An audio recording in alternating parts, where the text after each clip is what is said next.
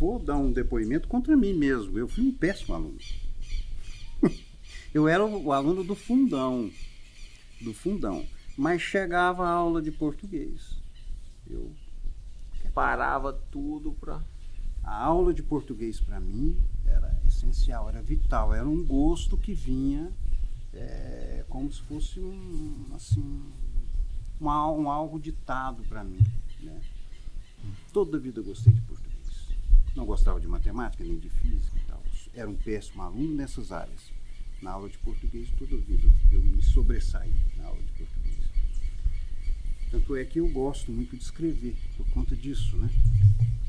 Eu tenho o hábito da leitura e da escrita. Toda a vida eu tive leitura na minha casa, eu já disse a você anteriormente, né? E meu pai privilegiou muito isso, leitura, trazer algo para se ler, para que os filhos dele pudessem ler. Meu pai era um comprador compulsivo de livros, de enciclopédia. Na época era enciclopédia, hoje você vai no São Google, né, que eles falam, Uhum. e faz a pesquisa que você quiser. Na minha época era a biblioteca ou os livros que você tinha em casa. E o meu pai tinha muito livro, muita enciclopédia, né? Eu com 15 anos eu li o Capital de Karl Marx, né? Não me causou nenhum espanto nem nada, porque talvez a minha juventude não deixasse eu atravessar uma certa barreira que estava naquele livro, né?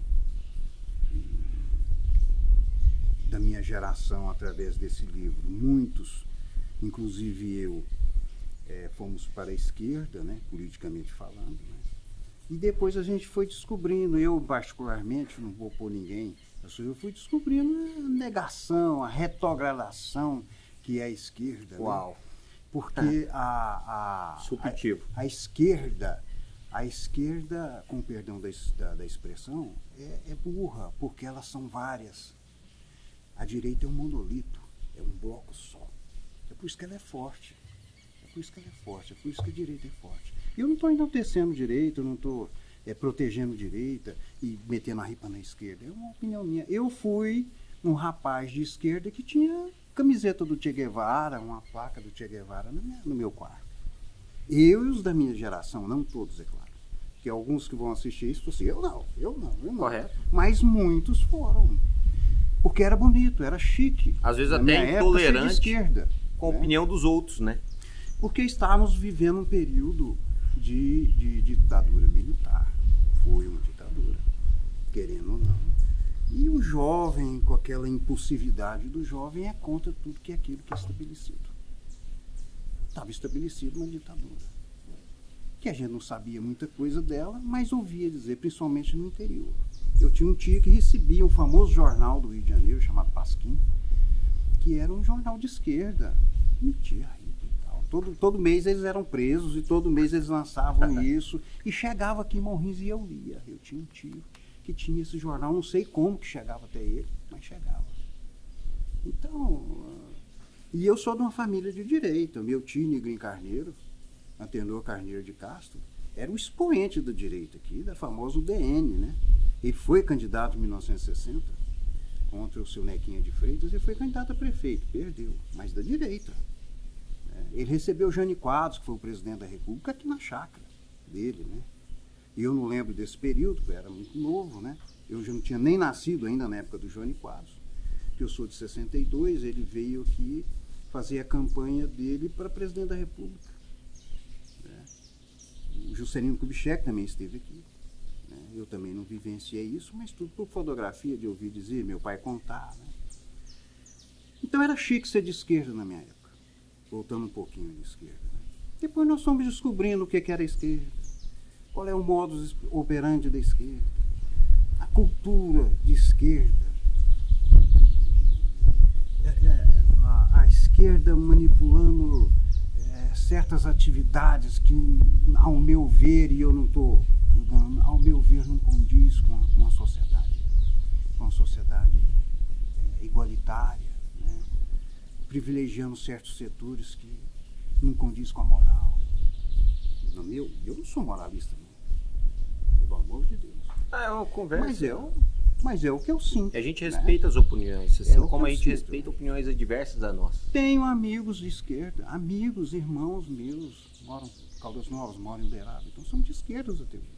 Eles são de esquerda. Não mudaram a concepção deles, né?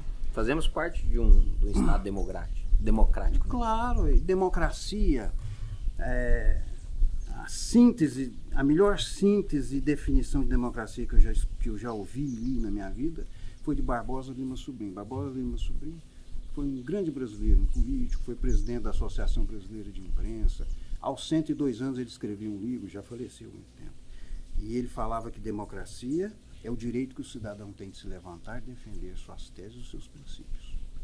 É a melhor definição de democracia que eu já vi na minha vida. Então, o homem enquanto gênero, a pessoa humana, tanto mulher como homem, tem o direito de se levantar e defender o que ele achar que o propósito é para ele. Né? Uns defendem hoje a esquerda, como eu defendi no passado, né? E defendi arragadamente. A gente reunia na casa dos amigos, quando deixavam acontecer um show do Chico Buarque, com a Elis Regina, o Gil, o Caetano. Era bonito falar Caetano, Gil e Chico, porque eram os expoentes da esquerda na época e até hoje, né? Só que a gente vai mudando, né? Tem aquele matemático, né, que fala, né, que falou que eu não me envergonho de mudar de opinião, porque eu não me envergonho de pensar. Né? Quem pensa tem o direito de mudar. Né? Eu penso isso. Uma coisa que eu já reparei, já conheci algumas cooperativas, sou cooperado de algumas, principalmente no sistema financeiro, que eu acredito que o Cicobi e o Sicredi, que são as duas principais sistemas, no nosso Brasil, contribuem muito com o crescimento. Por quê? Porque tem todo o resumo de sobras e viés para você chegar a uma lucratividade desde a sua participação. Eles te cobram uma participação para depois se dividir nos lucros. Ou seja, a teoria de todo mundo ser tratado como igual é só no papel, obviamente. Se trata de acordo com a sua participação na sociedade. E eu sou a favor disso, de você ser remunerado de acordo com a sua participação no projeto. Não tem nada de mal. Eu acho que a meritocracia, eu acho que é o melhor salário a ser aplicado hoje em qualquer atividade. Já em algumas cooperativas, o que eu pude ver que o que enfraquece em elas é que às vezes ela não se importa com a qualidade do cooperado. Um cooperado forte significa uma cooperativa forte. Da mesma forma, a gente pode ver um Estado. Cidadãos fracos determinam um Estado fraco. Ou o contrário, né? Como a gente pode ver em alguns governos, ele enfraquece o cidadão, a comunidade, para quê? Para se tornar um Estado forte. Mas um Estado forte aonde cresce na sua fraqueza. E não é isso que a gente busca. Claro. A gente busca o quê? Crescer no seu fortalecimento. Nós queremos ser uma nação forte a partir do crescimento todo da nação, todo da comunidade. Então, pensando nisso, às vezes, a gente pode distinguir algumas coisas que o fator dominante também do crédito, do benefício, para te aprisionar no benefício, ainda é muito usual ainda, né? De acordo assim, exemplo, eu vejo algumas cooperativas que dão crédito, mas para te fazer dependente desse crédito. Não para te libertar financeiramente. Então isso acontece em algumas cooperativas de produção que eu já presenciei. Eles te dão um crédito, mas para te fazer dependente deles, dependente da administração, para falar assim, ó, eu te ajudei com esse crédito. Se não fosse eu, você não estaria aqui. Então é a falsa ajuda, vamos falar. A gente fala muito que aquele que não pode ajudar, ele já não atrapalhando, é assim como já é uma forma de ajudar, né? É assim como a falsa igualdade, né? A falsa igualdade. Nós não nascemos para ser igual. O ser humano não nasceu para ser igual a ninguém. Somos pessoas diferentes. Eu, necessariamente, não nasci para ter a mesma roupa que você, o mesmo sapato, o mesmo carro. O meu filho ir à mesma escola que a sua. Se puder, ótimo. Se o meu filho, que é pobre, puder ir na escola do médico, do filho do médico, ótimo, maravilha. Mas essa igualdade não pode ser imposta. Ela tem que nascer naturalmente. E nasce como? Através da produção, do trabalho. A igualdade é a da oportunidade. Eu não posso obrigar você a morar na mesma casa que o meu vizinho. O ser humano, ele tem aquela noção e o sentimento de crescimento próprio, é inato dele.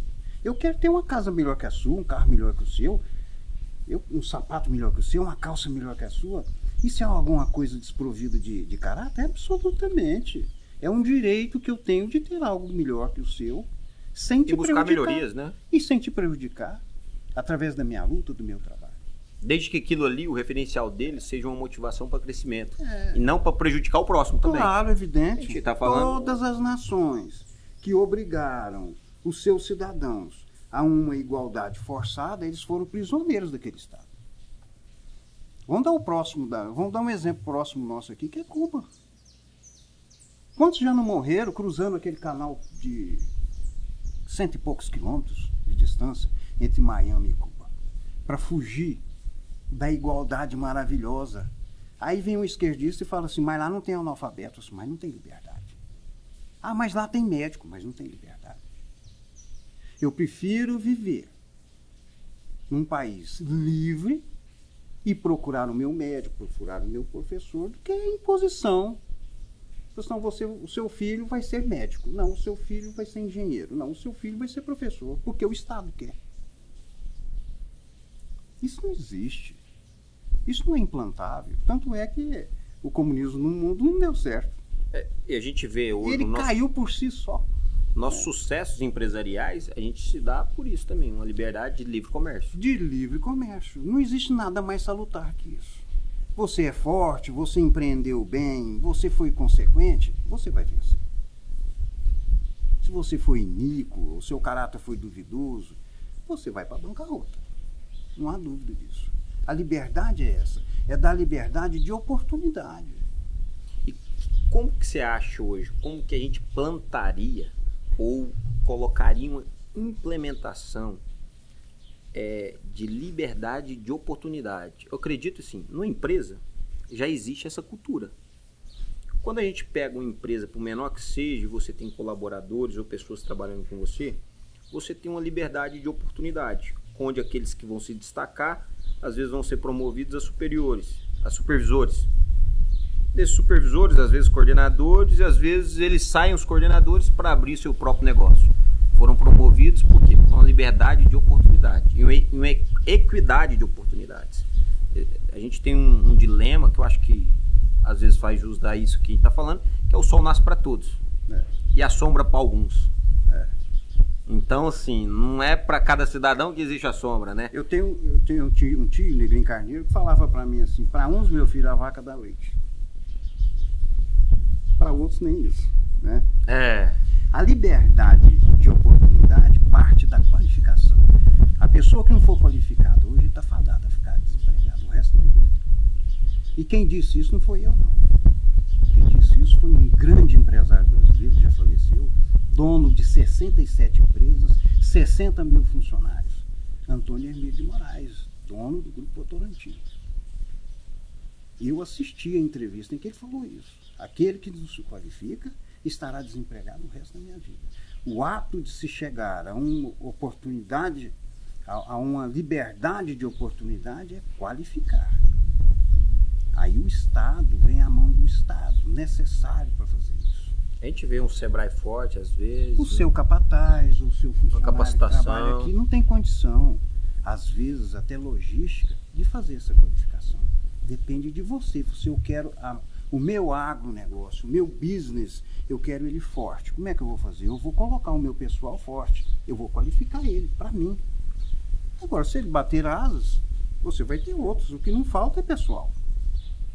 A liberdade de oportunidade parte da qualificação. A pessoa que não for qualificada hoje está fadado ao ostracismo, né? Se a gente buscar essa linha de raciocínio, é uma linha de raciocínio apta até o governo, né? Se eu quero uma sociedade forte, uma comunidade forte, se eu capacitar a minha comunidade, os meus servidores, como está sendo capacitado? Sem querer ser bairrista, na educação, na área da educação, é o que o Caiado está fazendo hoje em Goiás. Eu acompanho de perto isso aí. O Caiado está investindo pesado na educação.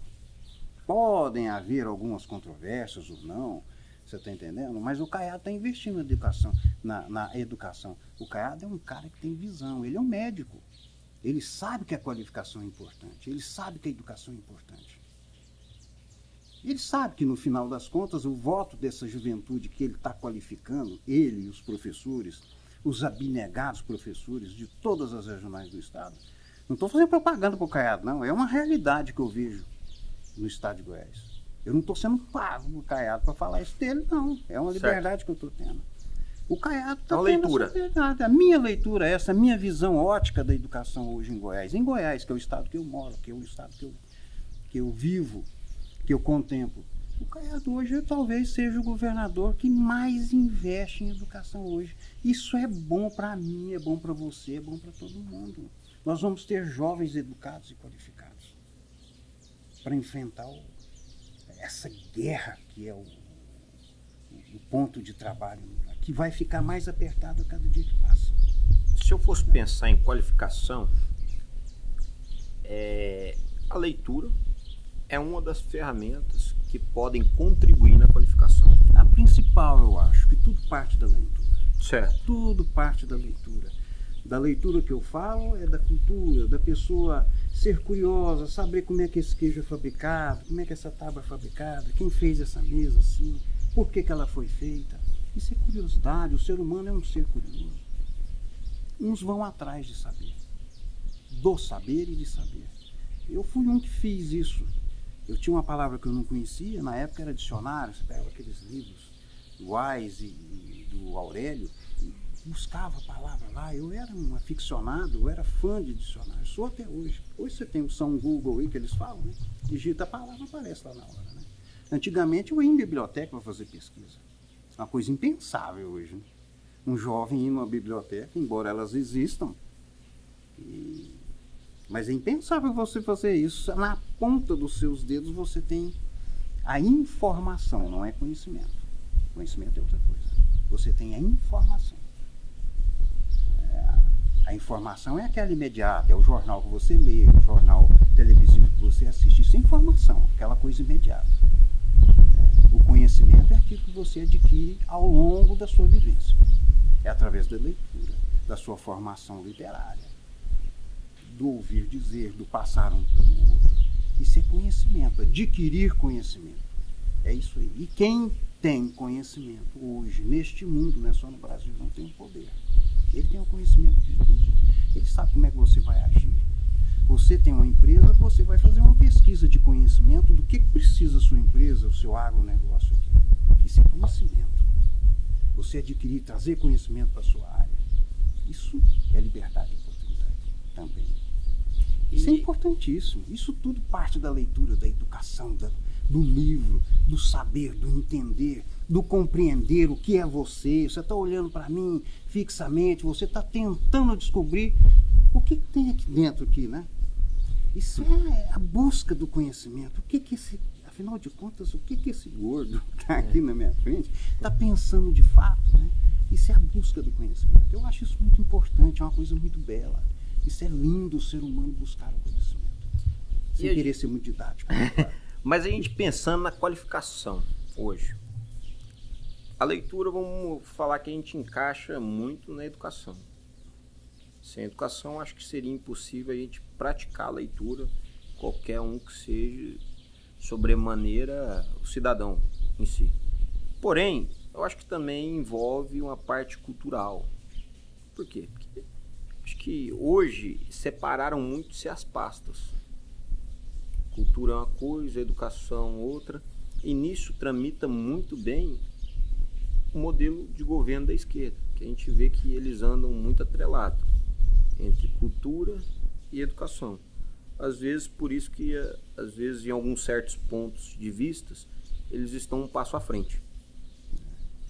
Porque enquanto eles estavam, acho que discutindo as metodologias de implementação, acho que a gente estava gritando gol no pentacampeonato. Então, assim, eu acho que a cultura a gente vai começar a implementar a partir de cabeças pensantes da nossa sociedade, assim como vem sendo feito esse trabalho. Como que a gente busca o equilíbrio hoje da qualificação, buscando a qualificação, implementando leitura, mas gerando culturalmente, como que a gente implementa uma cultura numa sociedade? É porque, de fato, educação é distinto de cultura. A pessoa, para ter cultura, ela precisa da educação. É a formação dela. A educação é aquele conjunto formal que você tem na escola, matemática, português. Essa é a sua educação. Eu não estou falando do seu trato interpessoal com as pessoas. Como é que vai? Tudo bem? Você ser uma pessoa lhanha, você ser uma pessoa cavalheiresca, isso também é educação. Eu estou falando da educação formal. E a cultura é o conjunto de conhecimento que você, já falei isso anteriormente, o conjunto que você adquire ao longo da vida. É por isso que não existe intelectual com 18 anos. Porque o intelectual, a pessoa que tem a intelectualidade florescida na sua mente, ele precisou de anos de estudo, de adquirir conhecimento, de saber o porquê de certas coisas, para no fim ele não saber nada. É aquela famosa frase, né? Eu sei que nada sei, né? Porque quanto mais você estuda, mais você sabe, você vê que tem que estudar mais, né? Mas você encontra a necessidade, né? A necessidade é intrínseca. Não existe um país e não vai existir a partir desses tempos agora uma população que não tenha conhecimento, não tenha cultura, que não tenha educação. Esse é o princípio básico. E a leitura parte desse princípio. A pessoa, para ter educação, para ter cultura e conhecimento, ele tem que saber ler e escrever. Ele tem que entender o que ele está lendo. Não basta saber ler e escrever. Eu já sei, eu estudei até o 5º ano, eu sei o que eu estou lendo aqui. Mas você está entendendo o que está escrito? Não, então você tem que ter também uma aula de identificação daquelas palavras, né? Uma interpretação de texto. Você tem que interpretar a vida.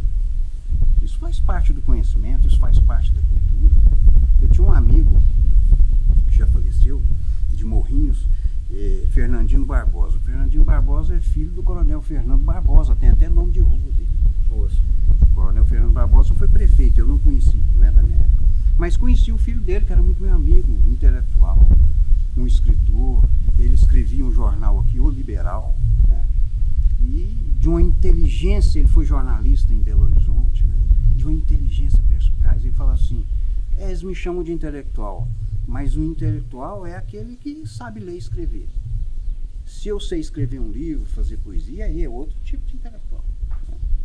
Então parte do princípio de saber ler e escrever e analisar uma frase, analisar um texto. Interpretação. Saber aquilo que está escrito ali, o que significa aquelas palavras. Você pode fazer uma ode enorme sobre a existência do seu negócio aqui, mas a pessoa tem que saber entender. Tem que saber decifrar o que está escrito ali. E é através da educação, da leitura. Aí vai o incógnito. A gente já conheceu várias pessoas, vários exemplos, principalmente no meio rural. Grande sucesso na pecuária, na agricultura. Se você andar aí, tem várias pessoas que não têm a leitura, não tem, vamos falar, o nível básico. Da onde a gente se dá o sucesso, assim? Uma explicação pra gente. A explicação pra gente é notável até. Porque a explicação é que o ser humano é dotado de um conhecimento intrínseco que nasceu com ele.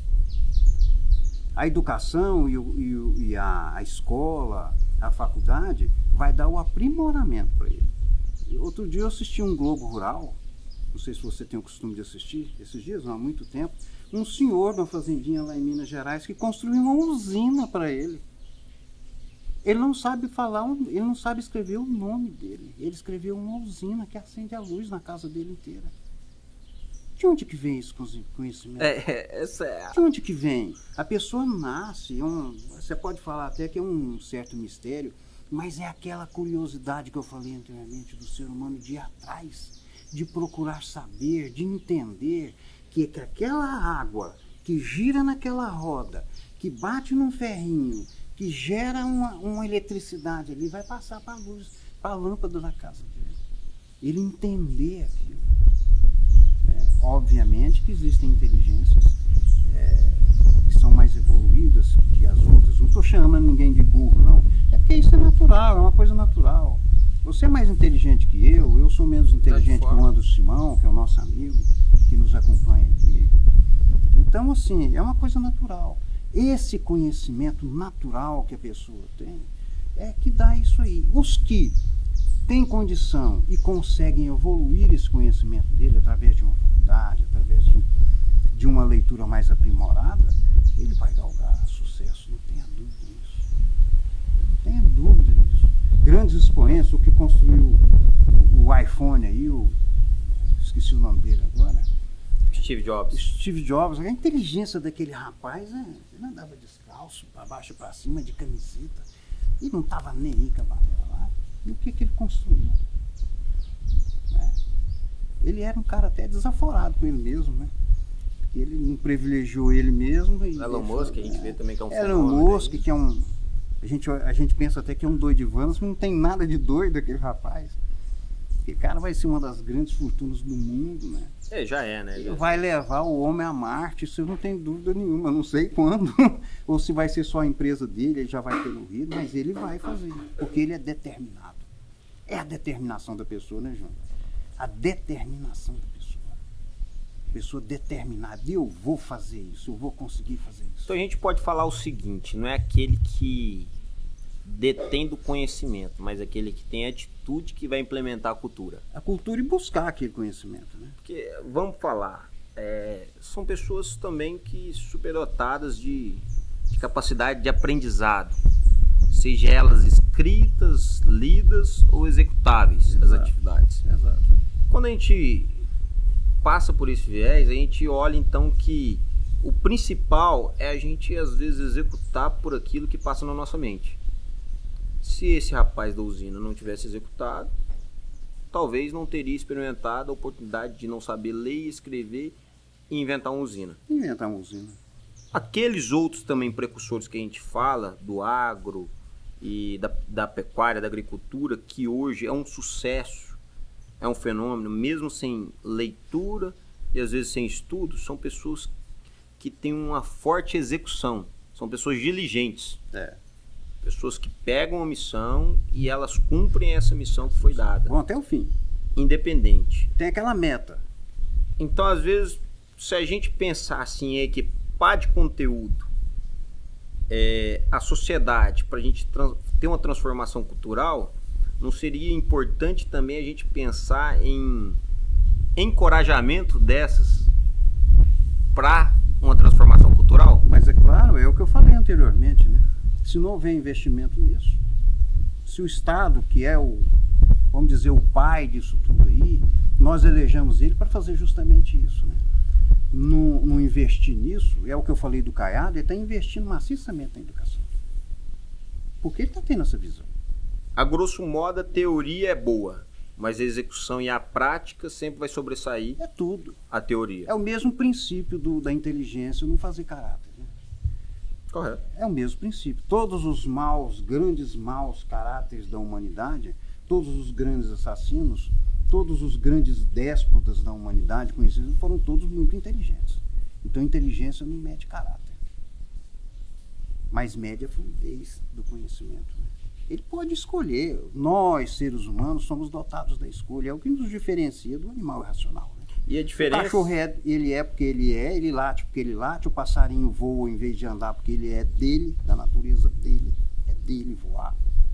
E nós temos a escolha, né?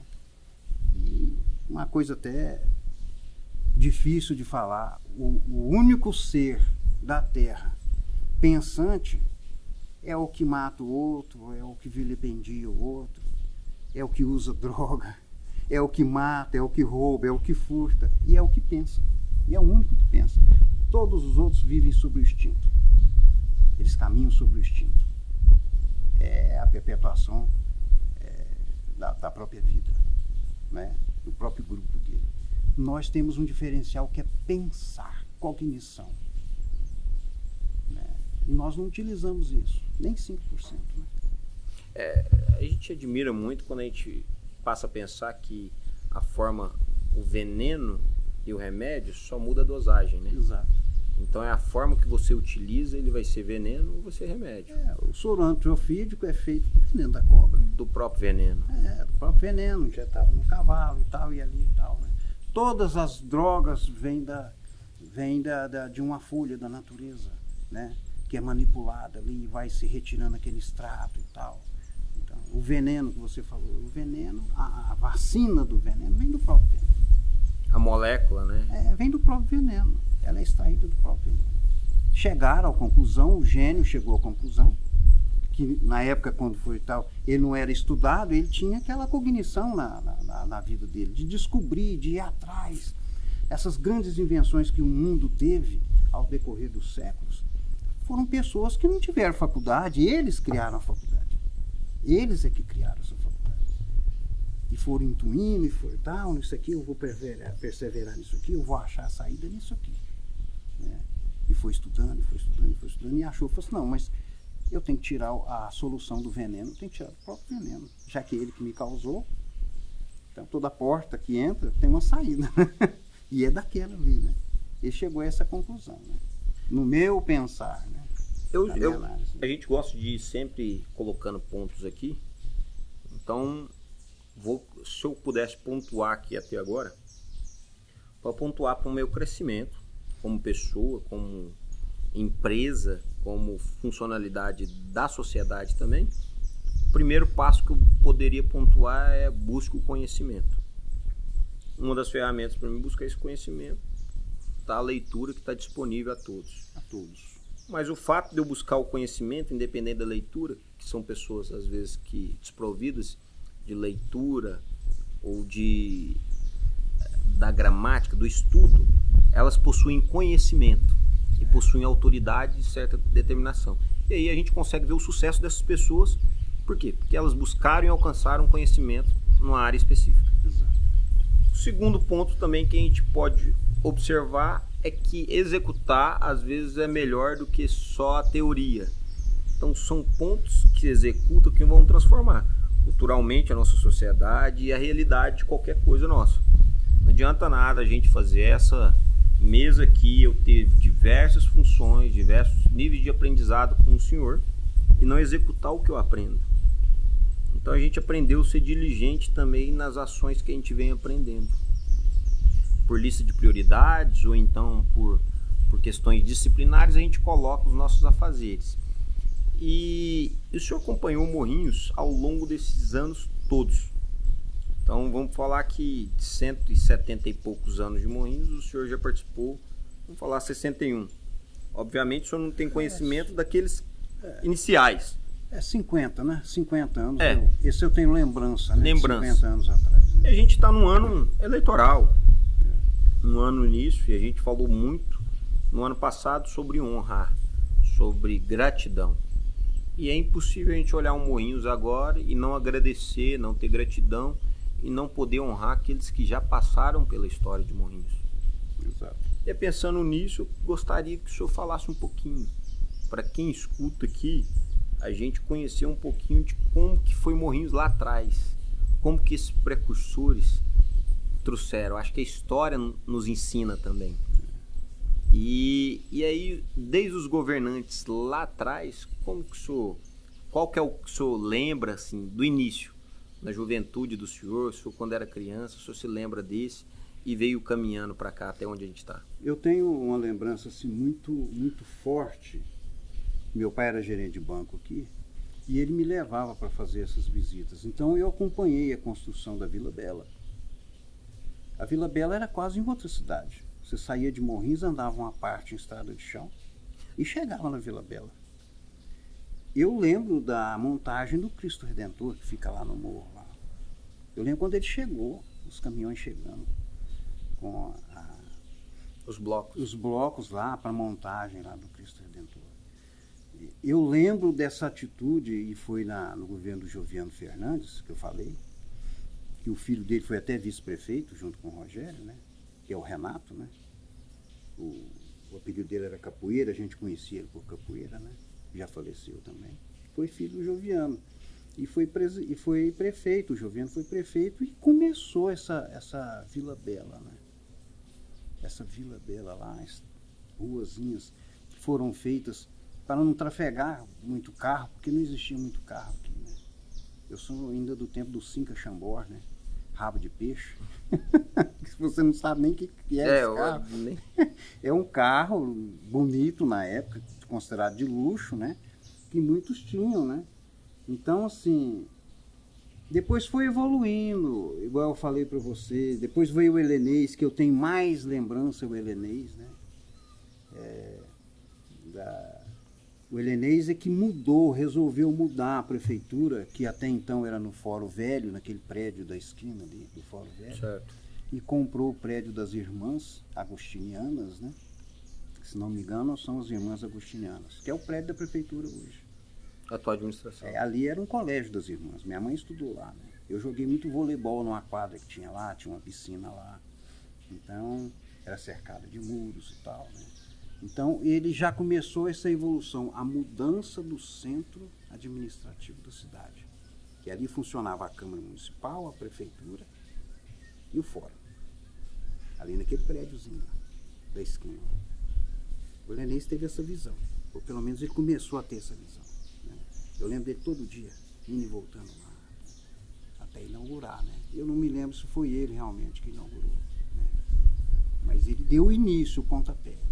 O Naftali era um engenheiro de formação, então ele via a razão em cima de tudo, né? E que começou a construir também.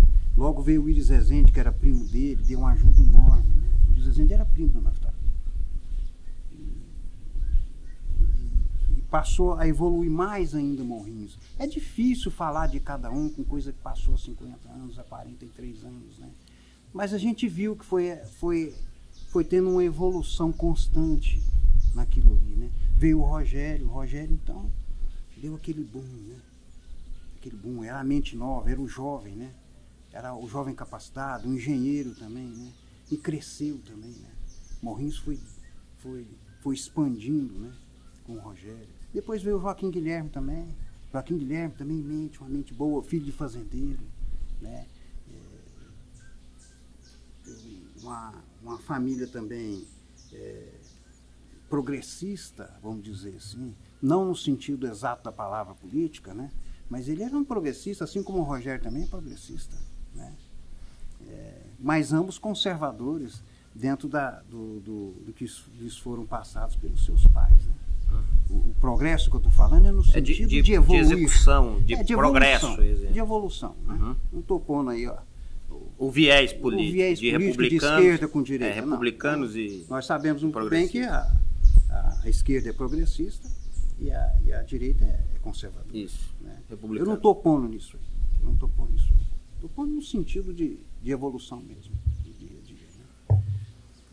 Depois eu mudei, fui para Uberaba, estudei lá, continuei lá, fui para Goiânia e tal, a gente volta, né? E chegamos a um ponto em que ficou esses dois grupos políticos, ficaram esses dois grupos políticos aí, né? Não houve mais aquele revezamento. Eu não estou falando mal de nenhum, não. Todos têm a sua particularidade, todos têm o seu desenvolvimento. Né? Na verdade.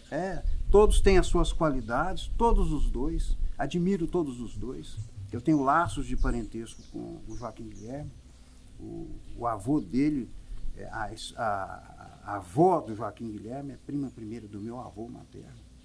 Então nós temos laços de parentesco. Eu admiro muito o Joaquim Guilherme, é um amigo meu. Assim como eu admiro muito o Rogério, amigo, irmão de maçonaria, o pai dele é irmão de maçonaria do meu pai. Eu convivi dentro da casa dele, eu convivi com eles, com o Aurélio, o irmão dele mais novo, que era a gente de sair assim na rua. Eu convivi com aquela família, uma família harmoniosa, né, de bom caráter, todos de bons princípios, né? Todos eles, como Joaquim Guilherme, como Rogério. Não há o que falar, eu não tenho que falar mal de nenhum dos dois, né? Os dois são pessoas que visam o bem de Morrinhos, e eu acredito nisso firmemente. Acredito firmemente nisso aí. Não há contraponto a colocar num ao outro. Acho que isso é importante, sabe, Carlos? Porque a gente deve honrar quem tem história.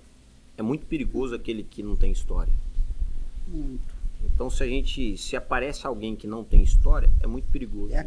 O perigoso é aquele que tenta forjar uma história. Isso é um perigo. E aí, às vezes, a gente tem agora, nesses pontos, a gente pode honrar essas pessoas. Por quê? Porque elas fazem parte da história. Exato. E tem história para contar também. elas fizeram parte dessa história. Isso é inevitável, Júnior. Eles já estão na história. Correto. Não há como regredir isso aí. Tanto o Rogério como o Joaquim Guilherme estão na história. Isso é inevitável. Eles fazem parte da história de Morrinhos. Ninguém pode tirar isso deles mais. Ninguém.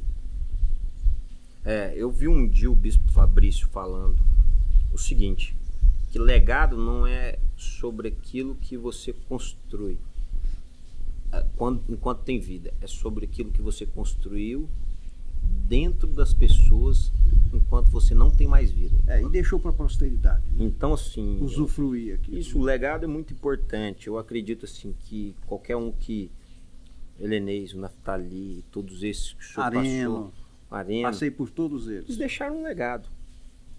Deixaram um legado. Essa administração atual, quanto às anteriores, tem muito desse pessoal também. Dos nossos governantes lá atrás. E, em especial, a essas duas figuras, essas duas personalidades que nós citamos agora, Morrinhos deve enormemente a essas duas figuras. E nós somos hoje o que nós somos, nós devemos a essas duas personalidades. Sem pôr contraponto nenhum dos dois. Esse foi melhor que o outro, aquele foi melhor. Não. Cada qual, com a sua forma de governo, levou Morrinhos a uma situação exponencial, eu acredito.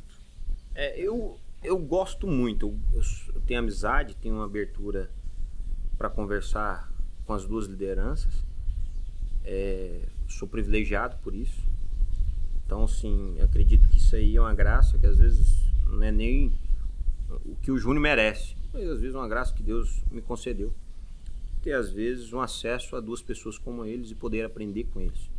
Toda vez que eu sento com eles, eu tento extrair o máximo de conhecimento, o máximo de aprendizado com eles. Eu falo que ali não é uma conversa, ali é uma aula.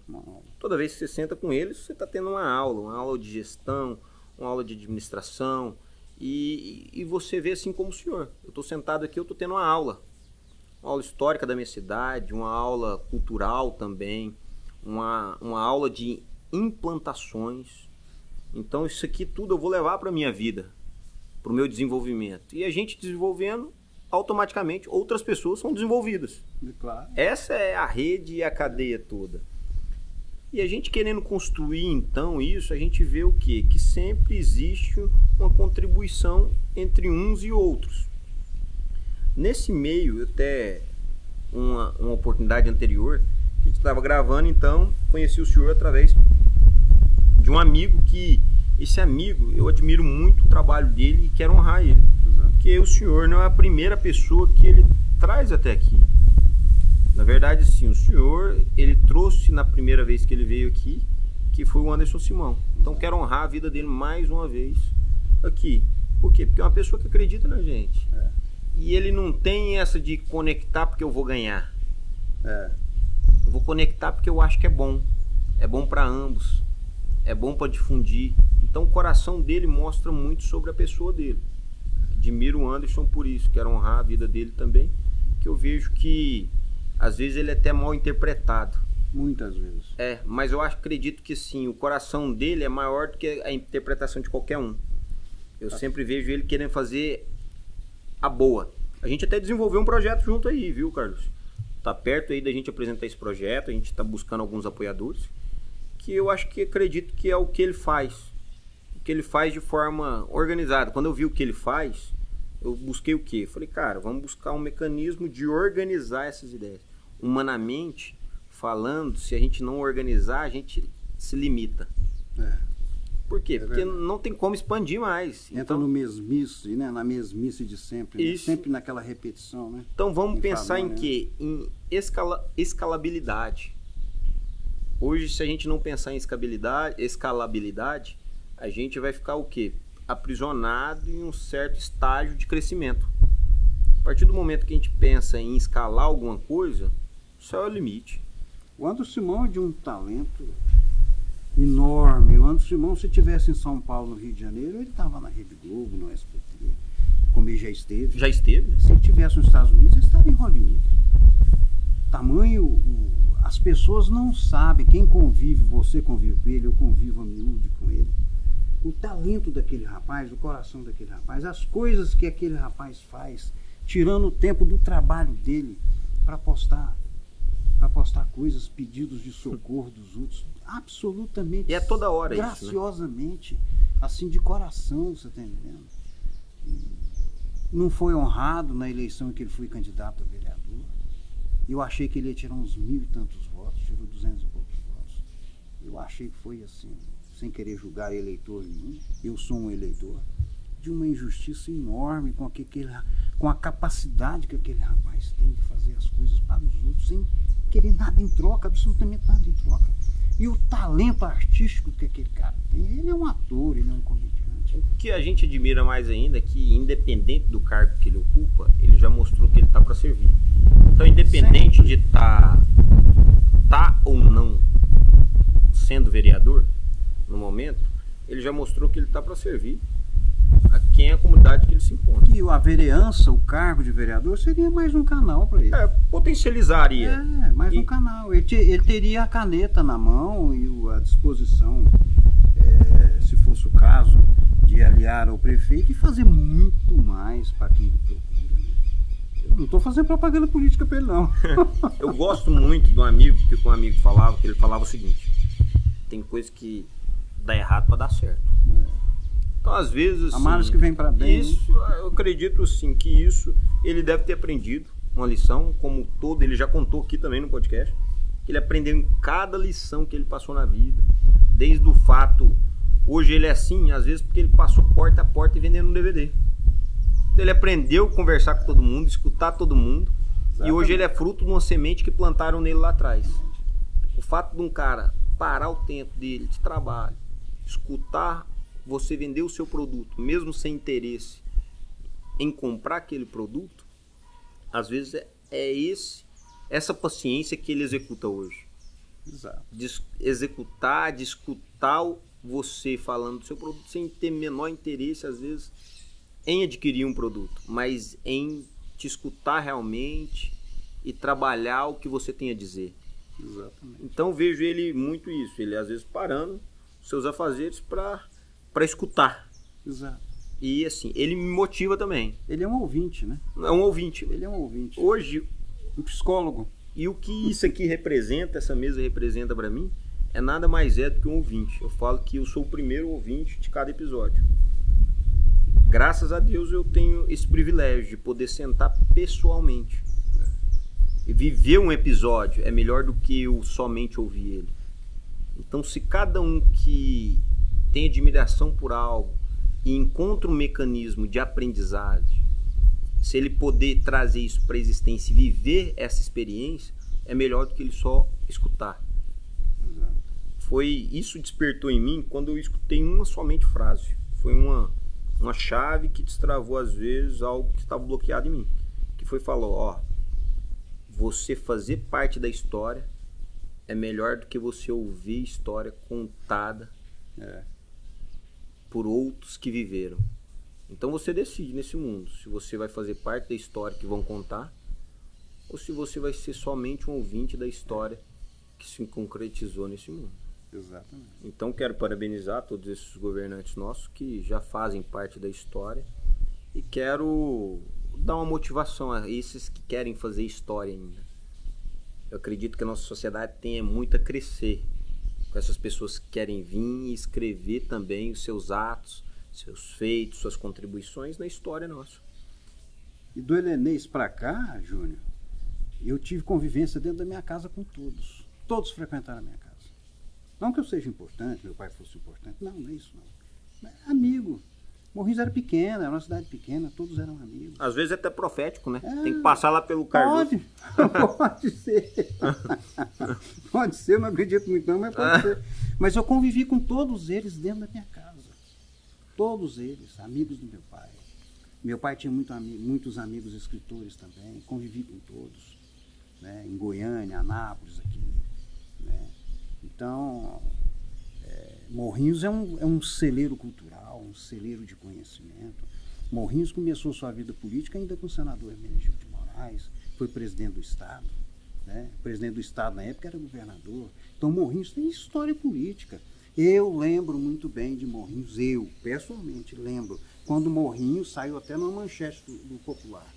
Morrinhos, 2 pontos, cidade-estado. Por quê? Na mesma legislatura, Júnior, nós tínhamos o governador, o presidente da Assembleia, o presidente da Câmara Municipal de Goiânia, o presidente do Tribunal de Contas do município, o presidente do Tribunal de Contas do Estado, numa legislatura só. 2 deputados estaduais e 2 deputados federais. De Morrinhos. Não tinha um ato legal neste estado que não passava pela tinta da caneta de um Morrinhos. Eu sou testemunha disso. O Rogério o Guilherme são testemunhas vivas disso. Morrinhos teve tinham 10 ou 15 órgãos representantes regionais aqui em Morrinhos. 10 ou 15 ou 20, não lembro mais. Morrinhos era um polo político forte, respeitado. Volto a falar, não tinha um ato do governo do estado que não houvesse assinatura de um morrinhense. Eu acho que, e assim, a gente precisa e eu sou ter esse testemunha desejo. disso, eu vivi isso. Sou bem sincero com o De senhor. lá pra cá. Nós precisamos ter esse Degringolando. desejo de voltar ao poder. Voltar ao poder não, vamos melhorar isso aqui. A gente precisa ter o nosso... protagonismo, né? Nós precisamos Morrinhos ter... precisa ser protagonista novamente. Nós precisamos ter a vontade de voltar a governar. Porque se a gente já esteve numa condição dessa, é só a gente fazer um paralelo. Quanto Morrinhos cresceu nessa situação? Quanto Morrinhos, nessa linha do tempo de Morrinhos, qual foi o crescimento? Eu acho que a gente deixa muito de analisar gráficos, né? E quase que não tinha isso naquela época, né? Isso, e eu acho era uma análise superficial da coisa. Mas hoje a gente tem toda a tecnologia. Mas era um poder absurdo. Eu gostaria de ver uma campanha política pautada em gráficos. Eu gostaria de ver. Que é o que manda hoje, né? Eu gostaria Se você não tiver isso... de analisar gráficos. Porque até então, muita gente me pergunta, fala, rapaz, você tá aí em cima, você é amigo dos dois, não se manifesta, qual lado, ou se você vai ter uma vertente de terceiro. Eu falei, ó, amigo, deixa eu te falar, a gente é um ano eleitoral, porém ninguém é candidato. A gente tem que tomar lado e tem que, obviamente, a gente defende aquele que acredita no viés, não quer dizer que ele desacredita em outro, mas ele tem que tomar partido.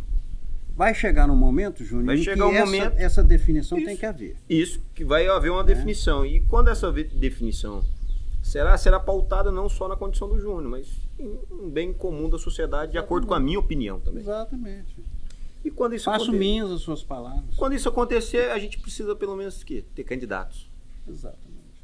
E aqueles que têm algum ponto em criticar, o que eu acredito? Que eles devem ser candidatos também. Eu acredito e apoio aqueles que se colocam à disposição. Por quê? Porque a gente é a resposta daquilo que a gente critica. Se não tá bom, se eu falar assim, não tá bom aqui, então eu vou lá e vou fazer diferente. Então a gente é a resposta daquilo que a gente critica. Porque criticar é muito fácil. Só que eu não me colocar à disposição em ser o agente promotor da mudança é feio demais. Então se eu critico, eu tenho que contribuir. Eu vejo muita gente criticando, sabe? Fazendo algumas críticas e isso acho que tem que trazer um descrédito entre essas pessoas. Isso já vem mais do jogo político, né, Júnior? Nós entramos aí em 2024 e esse jogo já está começando. Mas o que gente dá para perceber isso aí, mas está muito cedo para haver alguma definição. Mais uma coisa, isso é uma opinião minha, não tem análise política nenhuma nisso aí, é uma opinião minha. Nós, mais uma vez, vamos ficar restritos a esses 2 grupos políticos. Vão vir outros candidatos? Virão. Eu escutei até um hoje de manhã, mais um nome hoje de manhã. Mas o embate, no melhor dos sentidos que eu estou falando, vai ficar entre esses 2 grupos políticos, Rogério e Joaquim. Meu desejo é que... E que vença o melhor. Meu desejo é que seja feita a vontade de Deus, sabe, Carlos? E depois de Deus é do povo, né? Que vai lá na urna e vota, né? Tem aquele ditado, com né? Consciência. Que o povo tem o governo que merece. Sempre, né? Então, assim, eu acho que o governo vai ser reflexo do povo. Então, sim, eu acho que a gente tem que olhar por esse lado, analisar. E eu acho que, assim, a gente faz parte de um time, sabe, Carlos? Todos nós somos Morrinhos. Eu fiquei muito feliz quando o Leandro Nato pôs lá que a torcida do Morrinhos, não sei se é todos somos Morrinhos, ou todos, na intenção de, sim, que todos a gente torce pro quê? Não torce pro outro perder, mas torce pra todo mundo ganhar. O bem comum. Então esse tem que ser o sentimento, não tem que torcer pela derrota do outro, pela destruição do outro. Eu tenho que torcer exatamente pro povo e quem tá no governo contribuir. E se a gente for o lado que vai perder, que possamos contribuir com aquele que vai ganhar. Exato. Independente do ponto. O bem do município em primeiro lugar, né? É isso aí. Então acho que esse é o nosso pensamento. Esse é o nosso pensamento de renovação. A renovação não tem que ser necessariamente de pessoas, ela precisa ser de ideias. E quando acontece da gente ter um governo ruim, eu estou falando no geral, no país inteiro, a gente deve lembrar que a classe política é um grande espelho. Se você tem uma classe política corrupta, você tem uma sociedade simpática a essa classe. Porque não existe um mandatário que não esteja lá através do voto. E se você tem simpatizantes com aquela classe que não trabalha de forma ortodoxa para o bem da sociedade... É uma maneira culta de falar, né? É porque houve uma simpatia da sociedade. Ele votou. Né? Então, para se reclamar, tem que se pensar. Se eu votei nessa pessoa, eu vou aguentar ele 4 anos, eu votei. É um espelho. A classe política é um grande espelho da sociedade. Você não pode deixar de perder esse momento aqui e concretizar algo que a gente visualizou lá atrás. Eu falei para você, e o que a gente fala, a gente tem que honrar. Então falei lá atrás que a gente iria lançar um desafio e vamos formalizar isso aqui. Porque eu acho que quando a gente formaliza é um compromisso. Claro. Então a partir do momento que eu formalizo isso na sua frente, na frente de qualquer um que possa ver, já é um compromisso a ser executado. Então tem que fazer jus e tem que executar isso aqui. Seja no compromisso somente com o senhor ou com qualquer um. Exato. Pra gente lançar um grupo de leitura aí. Você já havia até me falado isso anteriormente, no dia do Anderson Simão aqui, e eu concordei com você, é uma maravilha.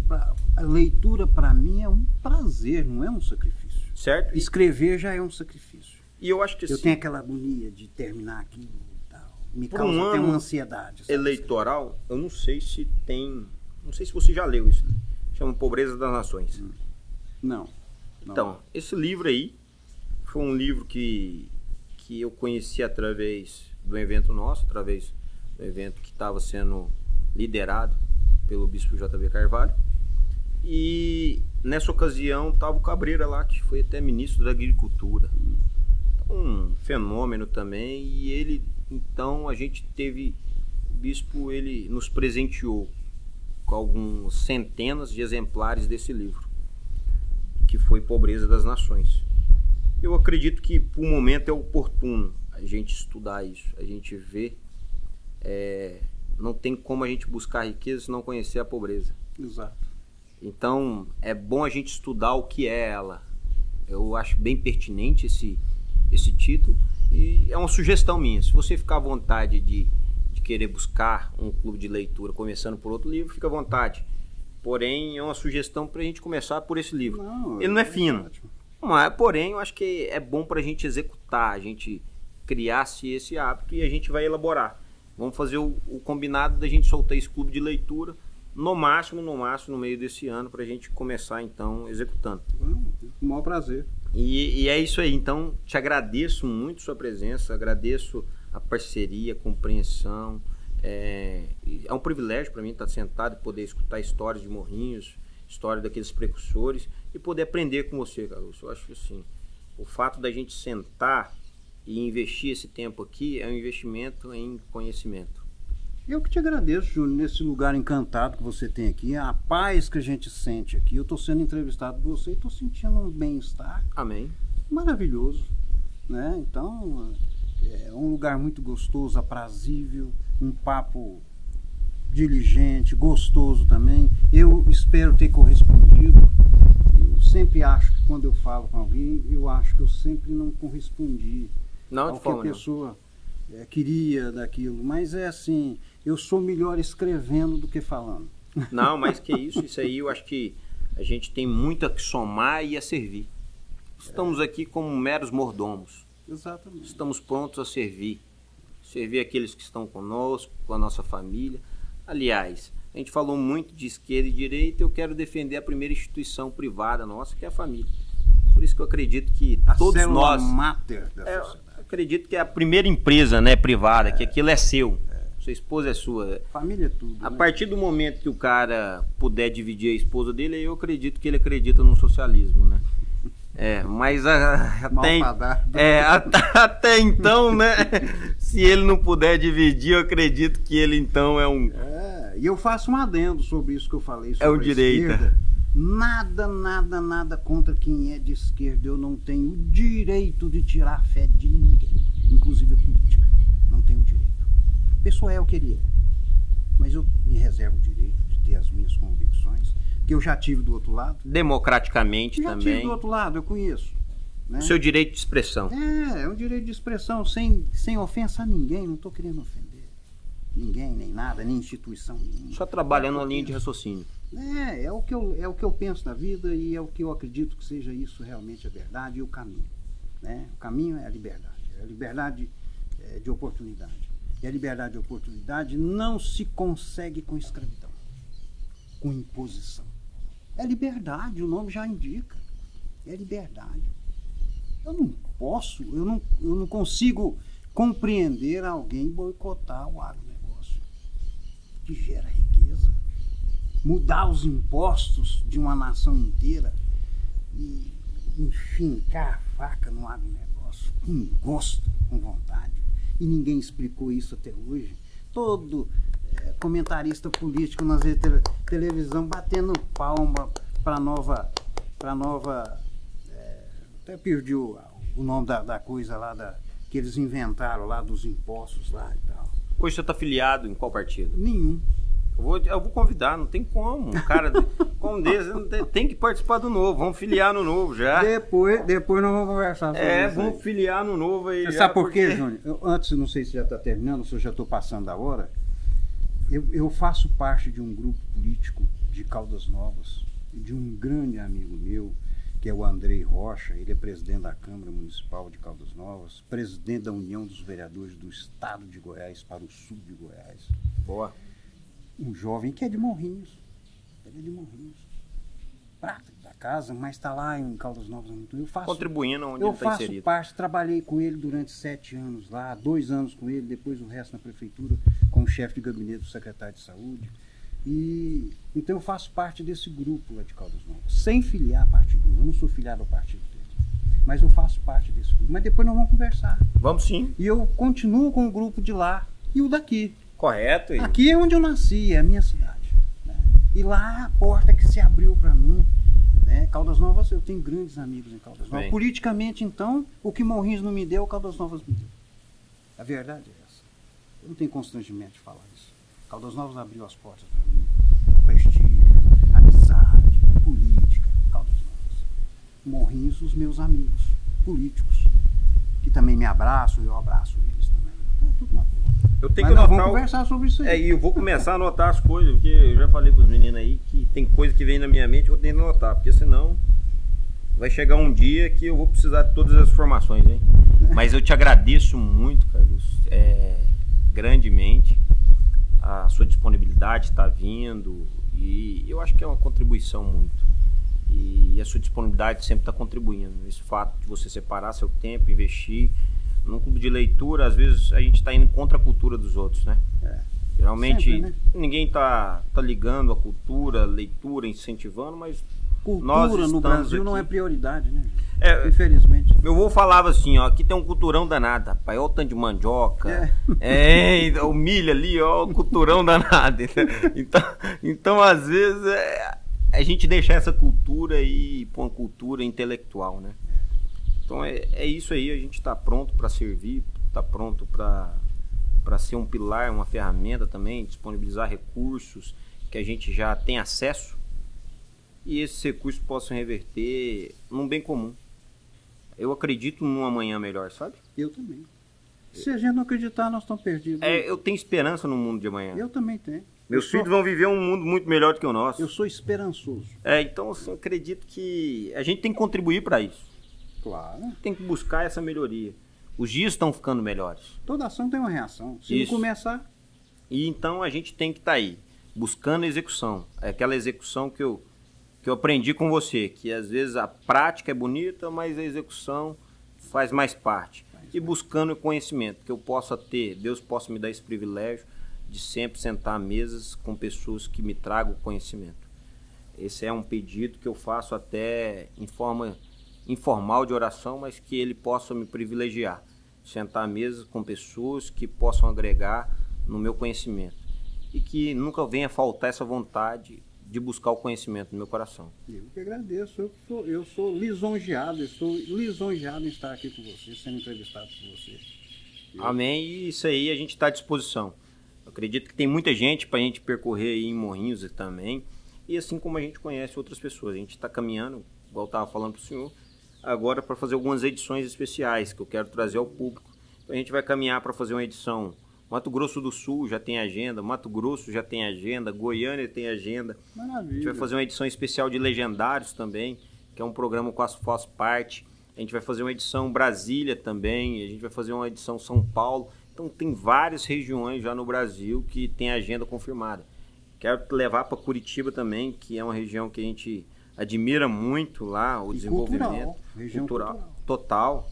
E é buscando isso. Então é buscando melhoria e trazer isso para a nossa cidade. Acho que a gente tem que ser a fonte que traz e vai matar a sede daqueles que nem sabem o gosto da água, né? É verdade. Então a gente deve trazer essa oxigenação. Ótimo. Tá? Então, satisfação, viu, Carlos? Satisfação é tudo. Te agradeço muito. Obrigado mais uma vez. Obrigado, eu que agradeço. E eu acho que